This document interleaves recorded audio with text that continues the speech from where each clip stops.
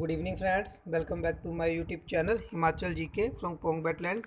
दोस्तों, इस वीडियो में हम इंडिया जीके के प्रश्न डिस्कस करेंगे। तो चलिए शुरू करते हैं। पहला प्रश्न हमारे पास 146। द वर्ड वेदा मीन्स, बे शब्द से क्या तात्पर्य है?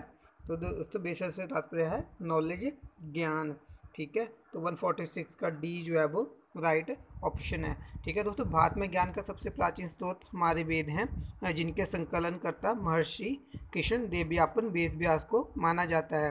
वेद जो है वो वसुदेव कुटुंबकम का उपदेश देते हैं। वसुदेव कुटुंबकम का अर्थ है कि सारी पृथ्वी जो है वो एक परिवार की तरह, एक फैमिली के तरह है। ठीक है, और दोस्तों जो वेद है वो चार हैं। ऋग्वेद, जिसका उपवेद जो आयुर्वेद है। ठीक है, फिर सेकंड है यजुर्वेद। यजुर्वेद का जो उपवेद है वो धनुर्वेद है। फिर तीसरा है सामवेद, इसका उपवेद गंधर्व वेद है। और चौथा है अथर्ववेद, जिसका कि उपवेद शिल्पवेद है। नेक्स्ट क्वेश्चन है 147।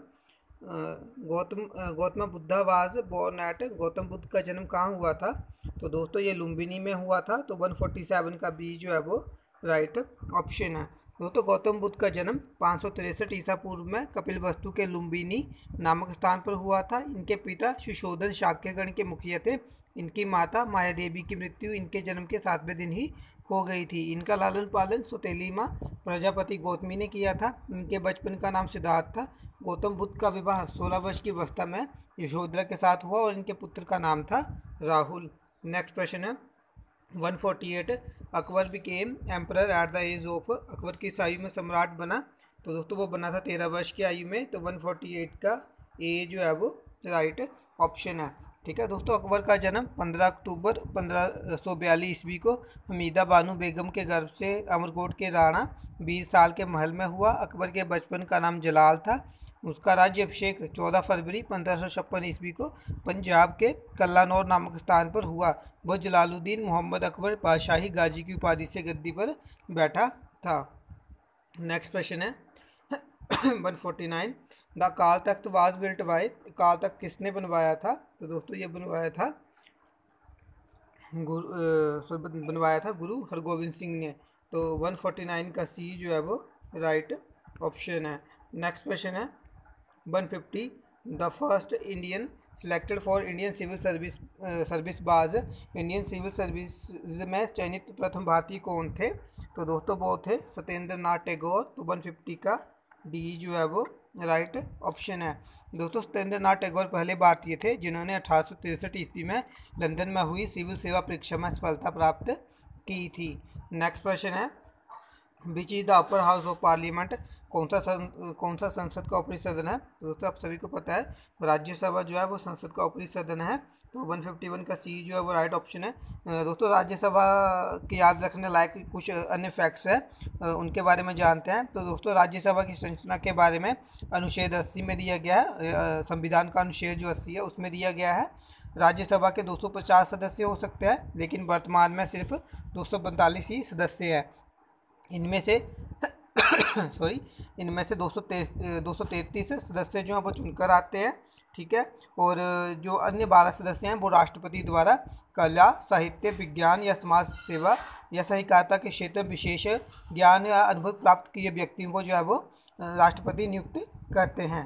दोस्तों राज्यसभा का सदस्य बनने के लिए न्यूनतम आयु सीमा जो 30 वर्ष है।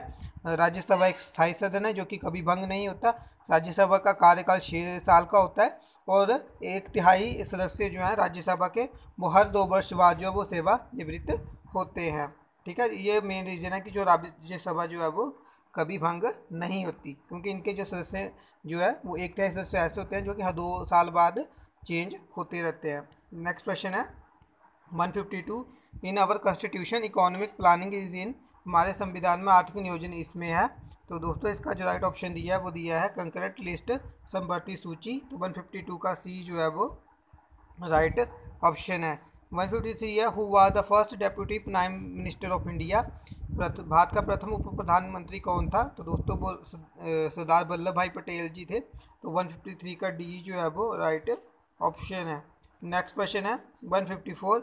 Which planet is called evening star, किस ग्रह को सांध्य तारा इवनिंग स्टार कहते हैं? तो दोस्तों वो शुक्र ग्रह को कहते हैं। तो 154 का सी जो है वो राइट ऑप्शन है। 155 है, which is the largest ocean, कौन सा सबसे बड़ा महासागर है? तो दोस्तों ये पैसिफिक ओशियन है, प्रशांत महासागर है। तो 155 का ए जो है वो राइट ऑप्शन है। नेक्स्ट क्वेश्चन है 156, which Indian state UT does not share international land border, कौन सा भारतीय राज्य केंद्र शासित प्रदेश अंतर्राष्ट्रीय भूमि सीमा साझा नहीं करता है? तो दोस्तों वो मध्य प्रदेश है। तो 156 का डी जो है वो राइट ऑप्शन है। नेक्स्ट क्वेश्चन है 157, the shifting cultivation still prevalent इन, किस क्षेत्र में अभी भी स्थानांतरित कृषि प्रवर्तमान है?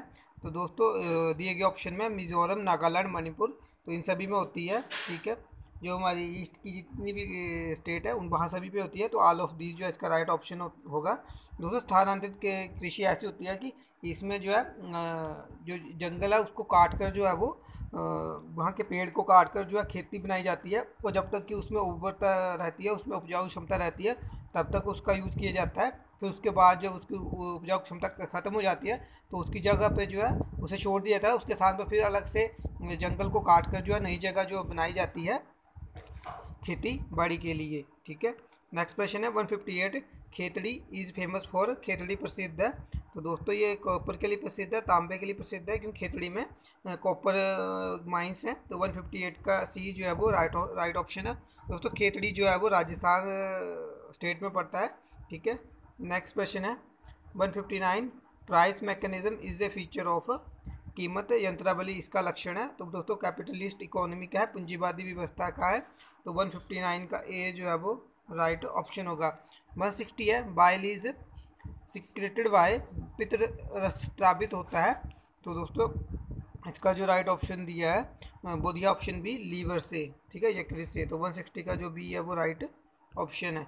नेक्स्ट क्वेश्चन है 161, the sky appears to an astronaut, अंतरिक्ष यात्रियों को आकाश दिखता है। तो दोस्तों वो काला दिखता है। तो 161 का बी जो है वो राइट ऑप्शन है।